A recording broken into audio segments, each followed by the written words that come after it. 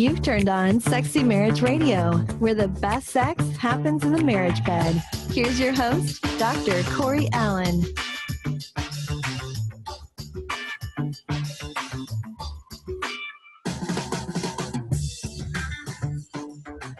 Straight from the inbox at feedback@sexymarriageradio.com. This is from a member of the Sexy Marriage Nation. Ah, yay. It says, I've thought several times over the past years that I've been a weekly Sexy Marriage Radio listener that I wanted to give you a big thank you and shout out for what you're doing and the voice that you give to what I believe is a super important topic that normally gets very little airtime. I'm a Christian wife and I have the opportunity to minister to all ages in my church. My husband's volunteer clergy. He's got the opportunity to counsel others as well. And having come from a family of origin where we weren't prudish about sex, we didn't really talk about it either. I feel like my husband and I really started from square one 15 years ago when we got married. We really knew very little, and I wanted to change that standard as we raise our 4 little humans. We've always had a great sex life, and aside from the few months after each child was born and a stretch during my husband's medical residency when we didn't see each other, we've been pretty well matched. I can say that listening to the podcast has taken the intimate parts of our relationship from great to fantastic. Oh, nice. Through conversations sparked by this podcast, we've been able to exorcise some demons that we didn't even know were lurking from our past. We've become more adventurous and tried some new and exciting things like oral sex, which I'd always wanted but was afraid to ask for. Anyway, just wanted to say thank you and encourage couples who think they already have a great sex life that this podcast can help make great even better. Very nice. Thank you very much for that feedback. That was great. Absolutely. So welcome to Sexy Marriage Radio. And saying hi to the Sexy Marriage Nation. I'm Dr. Corey Allen, and on Mondays, as always, joined by my beautiful wife, Pam. Hey, everyone. And if you're new to the nation that we're affectionately calling the Sexy Marriage Nation, welcome. One of the things we love is hearing from people that are a part of the listening audience and even the YouTube audience that follows along and watches what we're doing. And you can send us an email at feedback@sexymarriageradio.com or call us, 214-702-9565 is how we can get more information about what's the questions you may have, the concerns you've got, the issues that you want raised or addressed. Because that's how shape all of our topics and shape all of our shows. We try to go where you want to go as far as the Sexy Marriage Nation. We also want you to jump on iTunes and leave us any kind of a review, a rating that helps us climb the charts and spread the word so that more and more people will hear about what we've got going on here as it continues to grow. And I got to give a quick plug to the Academy, because this is one of those things that where we're going in today's episode is because of some of the conversation that's taken place in the Sexy Marriage Radio Academy. That's right. Yeah. And it's interesting because now with Sexy Marriage Radio 3.0, we have all the shows are on YouTube. So hello, everybody that's watching. Hey. But also the behind the scenes footage of the shows is on YouTube. It's available for the Academy members. And so they can see what we talk about before we hit record for the show. Or when Corey surprises me and I don't know it's already hit record. Exactly, because that's where we have some of our fun. And then you also get that for all the different guests that are joining me each week on Thursday shows. Those recordings are theirs for all the Academy members too. And so you can join for free for 30 days to try it out, see what you see if you like it, get a part of the conversation that goes on, because where we're going today came from last week's show when we talked about our sex toys, a threat. Right, where the wife was using a vibrator. Right. She was using regularly, and Bill had emailed in saying, I'm ready, I'm interested, I'm willing, and yet she's just using that. Yeah, and so she's all spent by then. We came at it from the standpoint of just really honing in on the toy aspect. And if you use toys as part of your repertoire in sex, is that threatening or not to the spouses? And sometimes it is, sometimes it's not. But several members in the Sexy Marriage Radio Academy jumped on the idea of, well, here, I'll just read it. This is from one of the members. Yeah, it's a great question. It says, Corey, no Oreo cookie here, which means he's not buttering me up. And then, great job. And then here you go. I'm going to blast you. He's just coming straight on, which is the way we should do things. Anyway, that's right. I think you missed the mark on Monday's show related to vibrators and insecurity. I believe that the second emailer, which was Bill's, primary concern was related to the statement that she uses the vibrator weekly and she knows I want sex weekly, but I don't get it, yet she's doing this herself. And then he goes on that they're on the cusp of a sexless marriage just because they're only having sex at average once a month or less, which that's what qualifies you in, according to research, as a sexless marriage. Okay. So he's talking about, at least what's being pointed out, this is a disparity, not and a withholding or a choice of something else in lieu of, rather than just to focus on the toys. Yeah, and that makes total sense. I'm really glad that Charlie spoke up and brought this and just came out kind of plain as day. Absolutely, Charlie's always been kind of plain as day, like it is, because he's got a great point here. And so I'm curious if this had been the other way around and it had been a wife emailing in saying that the guy was using something. If he was masturbating regularly, and she's available and she's interested. available, what perspective would we come at that with, right? Yeah, there might be some different counsel that's given in that regard. Right. But how, I mean, I'm assuming this is more of a rarity when it's the female totally excluding the husband. But it's a great point here, in that you've got someone that you've got a spouse that is willing and ready, and there is clearly a sexual desire on her part, mm-hmm. but she's not going there with him. Right, which then leads to, this is a relationship issue, and this is a dynamic of I'm choosing to do this solo more than incorporating it with somebody else, which that's a whole nother frame of reference to have a conversation about. Okay. Because we did touch on, it's a relationship dynamic, right? That that's the issue, that there's a relational component going on here of somebody that's interested, and when it was initially discovered she had a vibrator, he did not react well, and they went a long period of time with no sex, which that really is probably the damage or the thing they're really trying to overcome most.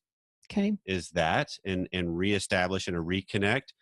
But that led me to start thinking, just from the conversation I watched as it unfolded in the academy this week, it made me start thinking about, okay, so why do we masturbate? Because research continues to show, even in good marriages, masturbation is sometimes part of it, is prevalent, it's prominent, it happens. I mean, used to, you would hear the joke about 98% of all men masturbate and the other 2% lie. You know, it's just okay, right. Yeah. the running joke. But it is true that there are still lots of instances where masturbation is a part of people's lives, whether they're married or single. Okay. But is there some sort of happy medium there where she's excluding now the husband? And, right. And that's the biggest. I'm not saying masturbation's right or wrong. There's pieces of it that I just don't get. Right. Because that's not a thing for me. Right. But I get that it is for people, right? Right. And so at what point are you like crossing a line on the relationship boundary? Okay. So I would think, just to kind of try to wrap up the conversation from last week with Bill, the relational boundary's been crossed. If he's interested, willing, seeking, initiating, instigating, but yet she's constantly saying no and still choosing a masturbatory route with a vibrator or a toy or something weekly or regularly without his involvement at all, without including him or having a part. So it is an exclusive thing, which that's an issue then. Okay. Because you got one partner saying, I want in on this. I want to be a part of this. So there's the component of, if you're doing it secretly or as an exclusive thing, and it means I'm not available for somebody else, or I choose that over the somebody else, we got an issue, most likely, especially if the other partner is saying, I don't like this. Yeah. And I guess the other partners, it's not even that I don't like being excluded. It's I don't like you using something that replicates the parts that I've got. Right. Sure. And that goes back more to last week's topic too, about honoring and it does, but because it gets into there. We can always always have sex by ourselves. I mean, we are creatures that can reach our genitalia, so we're capable. Well, that's just getting off, right? That's not having sex. That's I'm using this term sex loosely. We can satisfy ourselves. We can get off by ourselves. We're not having sex. So there's still opportunities and times where I think couples include this as part of their life and their marriage. And then there's times where it does probably get skewed and beyond the realm of what's going to be healthy and helpful to a relationship when it's an exclusive thing that's like, nope, I'm going to go do this. You're on your own, or you're not involved. I'm not available for you, but I'm still going to go do this. I mean, in essence, that's this whole, I'm withholding and I'm just going to do this for myself.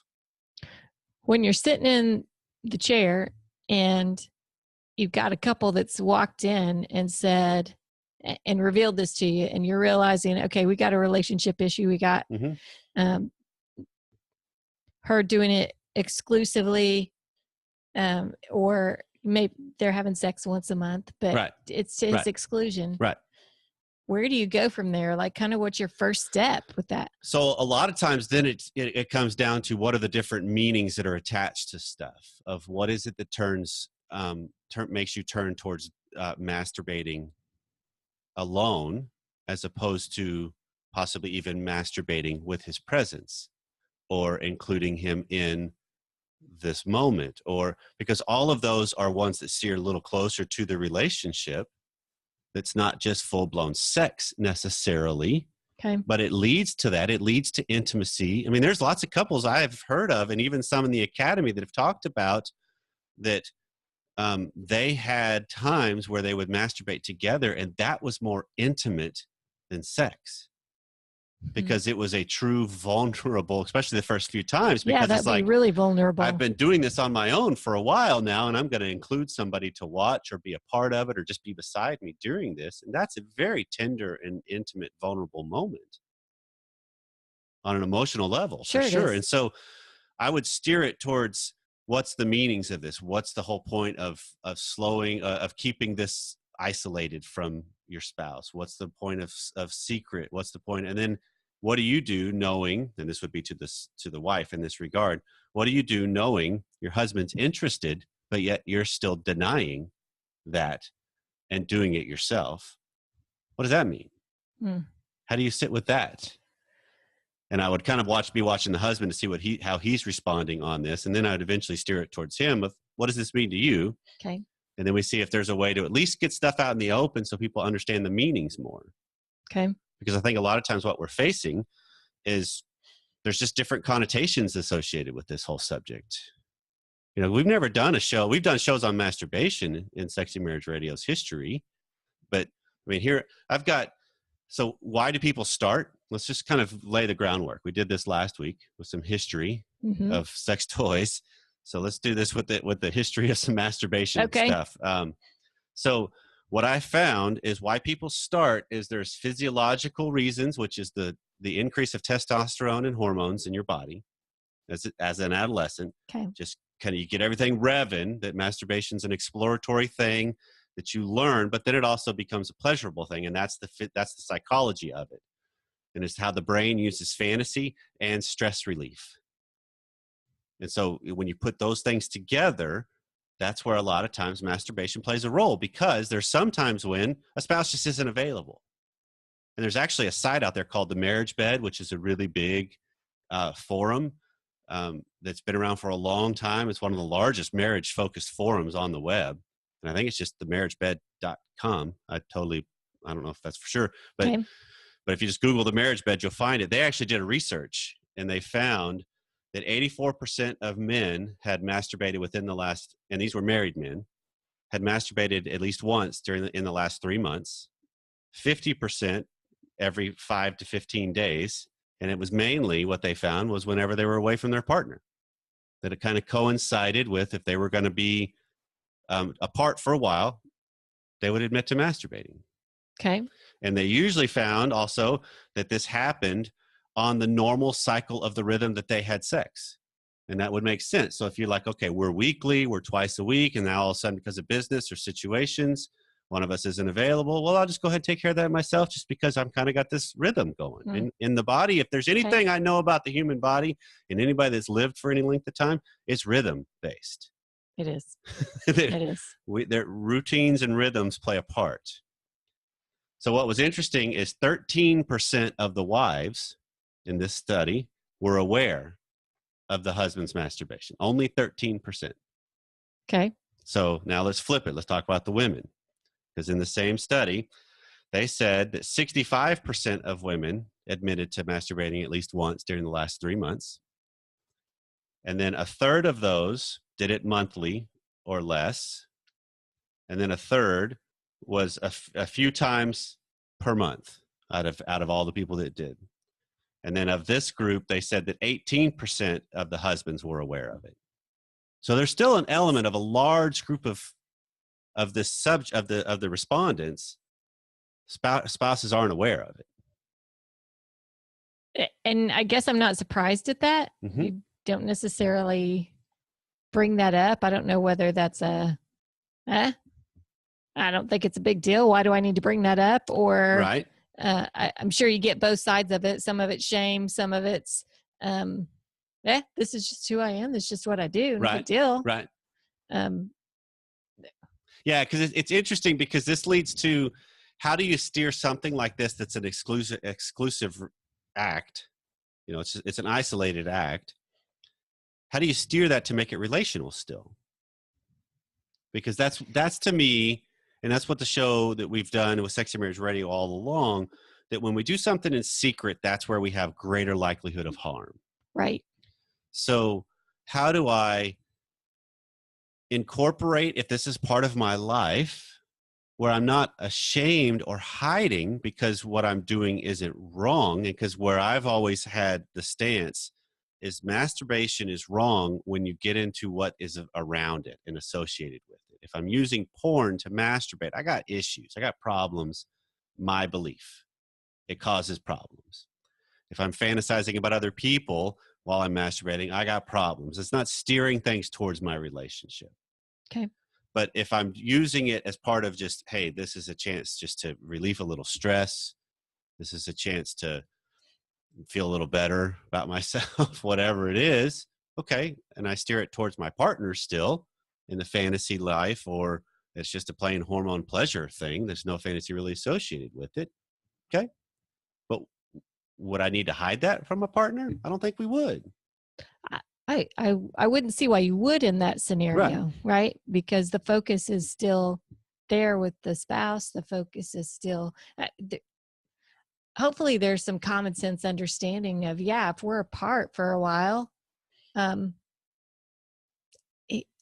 still desires that are going on. There's still desires that are there. I don't expect an absolute deprivation during that period of time. So, but I think it's also important to point out, we are not, we're animals as far as creatures, if you will, but we're not animals in that we don't have self-control. We don't have discipline. We don't have the ability to say, you know what, if I had to give masturbation up, could I? And if that's a hard no, well, hold on. Well, that's just like anything else in life. If I'm an overeater or an undereater or obsessed with money or whatever the case may be, if there is something I can't give up, then that's my God. Exactly. And so that's where I've got to bring in to how does this fit and integrate within my life and not rule my life? And I think that's with everything. Okay. Sex included. Yeah. That how do I make sure I'm more than just that? I'm all of me. I'm all of this. That it could be a component, but it's not the overriding thing or a deep, dark, longing thing that's just burning and it'll eventually just create this raging fire. Right. Okay. So the other question I've got, and I'd be interested to hear what you think about this, because this is from just the research I was doing for this subject, is why do people masturbate? Why do we do this? What comes to your mind? Okay, I feel like I'm just a prude on this one. I feel like I'm a total ignoramus because this has not been an area. My initial reaction is lack of self-control. And there's probably a bunch of listeners out there that are like, oh my gosh, shut up, Pam. But that I have to say that is my initial response, especially before. Yes. Not so much now, but that's really been kind of more my historical response. Okay. But it's a release, right? Like, okay, I've got some pent up energy here. I need a release. I get that. Right. And that's actually the number one, as far as the different research I found on this subject, that was usually either one or two of its stress release, or it's just a hormonal release of energy, desire, anxiety, tension, something that we associated. It's a way to help relieve stress. Okay. Which is true because it releases endorphins in your brain, which are the feel-good chemicals. Yeah. And so it gives you a chance to kind of feel relaxed. Yeah. But then some of the others were when there's huge disparities in the desire level differences, or when a spouse is continually saying no, but yet you're horny and you've been driving towards them, and then it's like, okay, I mean, I get the whole, maybe I could just steer this some other way, but then there's also, this is what research is showing. That's why people go ahead and just, okay, I'll take care of this myself. Yeah. The other is it can help you sleep. So instead of taking melatonin, just because it is after the high, as you calm back down after that, it's true. It is. It could be because you are sexually dissatisfied, and this was actually when they were polling women. Was they were sexually they did not reach orgasm during sex, so they went ahead and took care of it themselves later or right after, which if they were just doing penile vaginal intercourse, then it's greater likelihood they're not going to end up having an orgasm. So they were like, you know what, he's asleep now, I'll finish myself off. Oh yeah. Okay. So I hear that response and I'm just thinking about the email. Yeah. Well, good point. Okay.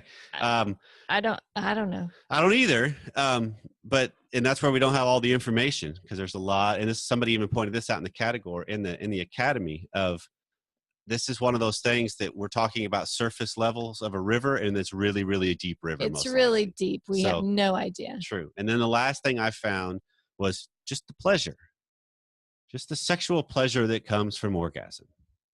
Okay. Because there is a pleasure associated with it, which then leads to this question. Okay. Is it harmful? That's a case-by-case basis. Okay. That's relationship by relationship. Sure. Early on in our relationship, I just thought that would be terrible, right? My initial response that I said, well, that's just a lack of self-control. Well, that was my old school. Yeah. Yeah. And I didn't get it. Yep. I didn't understand. So at that point in time, to me, that would have been a devastating thing. Okay. To think that you were masturbating, right? Because of course, in my mind at that point, it went directly to, well, there has to be pornography use, because that's what that association has always been. Because it is a masturbatory industry. Right. That's what it was created for. Right. Yep. So, but certainly, you talked about folks in the academy that have shared this is something that they have done side by side and created this intimate. I actually worked with a couple years ago that they had Masturbation Mondays. Is that right? That's what they called it. And then Taco Tuesday right after. Taco Tuesday. You got to love it. But it's the idea that, so Psychology Today actually has done some research on this. And what they have found is, no, overall, it's not harmful. No. Yeah. Because it can fill a void, because you could have a huge disparity. And if a partner that's the lower desire realizes this takes some pressure off of me, then okay, maybe that's an okay thing. Right. And again, that goes back to what's your perspective. Yep. If I look at it in that perspective. Yep. As long as it's Okay. not exclusive and denying and Yeah. withholding. Okay. But here's what's interesting is that oftentimes when the other spouse, and this is what this research found, when the other spouse has discovered, this is what you were just alluding to, when they discovered that their spouse was masturbating, they would get seriously, they would be have displeased by that, Yeah. right? But it wasn't, they would not blame themselves for withholding and not being available. They would take it as an indictment of they don't like me or they're unhappy with me. They don't do it. They don't go to the disparity of, well, of course he's got or she's got a much higher desire than me. So that would kind of make sense that she might be doing that or he might be doing that. And I'm saying no a lot, and they just see it as they're just unhappy with me. And it's a personal thing. Well, until you spend some time, for instance, all the people that have been binge listening and listening to this show, until you get educated, until you spend some time getting other points of view on how relationships work, on how a sexual relationship works, especially within a committed marriage, a committed relationship, you don't get the desire difference thing. You don't. That is true. You don't understand those dynamics. Yep, that is very true. So it's very easy to respond to some questionnaire and be mad about it because you don't get it. Okay, so to wrap all of this whole thing up, I want to throw a complete curveball to finish this thing. So obviously, I think if we're going to kind of sum all this whole conversation up, masturbation, okay, it's a part of life. It can be healthy. It can be a beneficial thing. It can be worthwhile.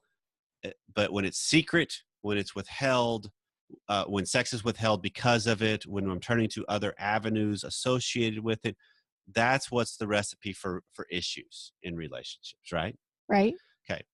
But there are also times in marriage where the lower desire partner may say, and this is from someone in the academy, and I love it the way he phrased this, that he was interested in some sex and he asked his wife and she said, yeah, I mean, I'll be available. But you could just kind of tell it was going to be the obligatory, okay, because it's you, I'll give it, I'll help you. And his phrase was, I don't want to masturbate without using my hands, though. Nice. Which is a great way to think of this, because now it's a different relationship context of, I want a partner that's a part of this. I don't want to just masturbate without touching myself. Yeah. Which that's a whole different game, isn't it? Well, and how great for him to be straightforward about that. Absolutely. And I think what happened was he was just, that's my perception of it, honey. And I'm not interested in that this evening. So I'll just stop. And there's your self-control. There's a grown-up move that then puts pressure on the relationship. Whether you choose to go to masturbate or not, whatever. I just think it's that whole, you don't do it because of spite or frustration. You do it because, you know what? Okay, I can do that. I'll just do this on my own. I'd rather not accept that. I'll do this because then you use the dynamic to steer towards the relationship better. Okay. Because I think that's this whole thing, and I'm going to end with just a K for tonight. All right. Well, this has been Sexy Marriage Radio. So wherever you are, whatever you've been doing, thanks for taking some time out of your day to spend it with us. I'd be interested in your thoughts in the Sexy Marriage Nation. Get some emails on this one. Absolutely. Sure. Feedback at sexymarriageradio.com, or if you're bold, 214-702-9565. We'd love to hear from you. So, let's hear from you and put it on another episode. We can do that. We'll see you next time.